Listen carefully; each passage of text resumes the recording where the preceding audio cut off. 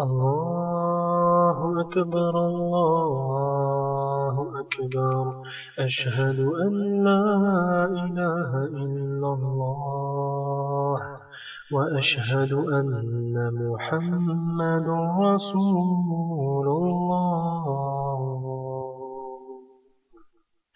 بسم الله الرحمن الرحيم الحمد لله رب العالمين والصلاة والسلام على أشرف الأنبياء والمرسلين نبينا محمد وعلى آله وصحبه أجمعين. Pour commencer, le wahhabisme n'existe pas.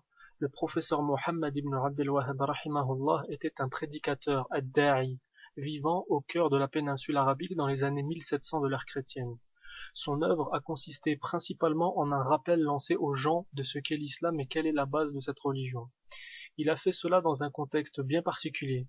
Durant des siècles, le monde musulman a été infesté d'innovations étant venu se greffer à l'islam et qui conduisaient à l'association en Allah, le shirk étant le pire des péchés. Le pouvoir central ottoman ne s'occupait que très peu de ses affaires, lui-même étant quelque peu gagné par le sécularisme occidental, c'est-à-dire le fait de délaisser quelques lois divines révélées au profit de lois humaines dites rationnelles. En islam, cela est clairement un acte d'apostasie, son auteur sort de la sphère islamique. Mais là où les ignorants et les malhonnêtes calomnient le travail de cet homme, c'est en le liant à quelque chose dont son innocence est claire et prouvée.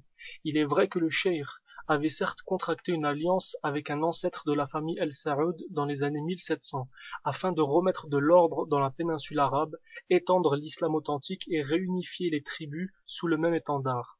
Il s'agissait d'une alliance entre étudiants religieux musulmans et guerriers bédouins musulmans. La tentative de restaurer un islam authentique fut avortée par les armées ottomanes, qui refusaient de voir se créer une dissidence qui pourrait rivaliser dans la prétention d'être les dirigeants légitimes de la nation musulmane.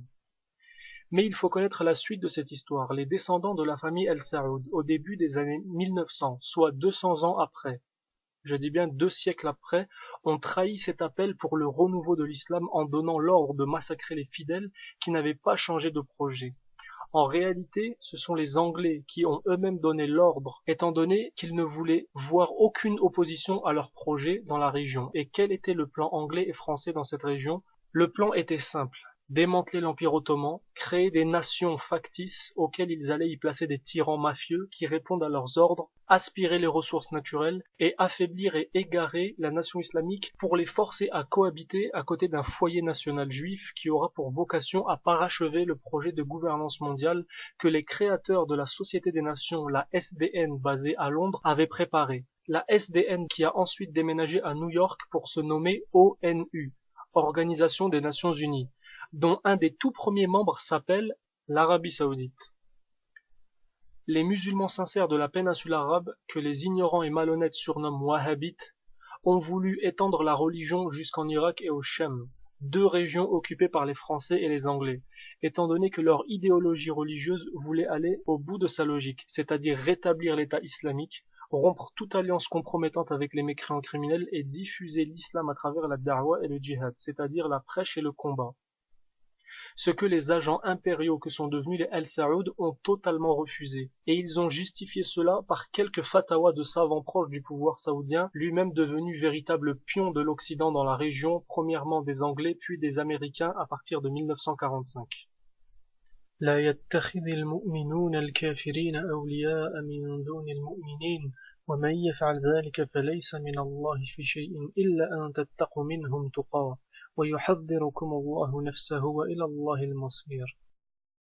Donc vous voyez, il ne faut pas mélanger les serviettes et les torchons.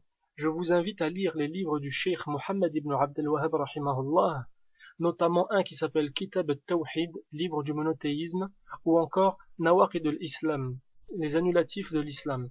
Et vous verrez qu'il n'a rien de sectaire, que c'est un message où tout est basé sur le Coran et la Sunna et qui a vocation à être diffusé universellement. Qu'Allah récompense le professeur Mohammed ibn Abdel Wahhab pour son formidable travail et lui accorde sa miséricorde. Wassalamun ala man taba'a al-huda. Wa subhanaka Allahumma wa bihamdika ashhadu an la ilaha illa anta astaghfiruka wa atubu ilayk. Wassalamu alaykum wa rahmatullah.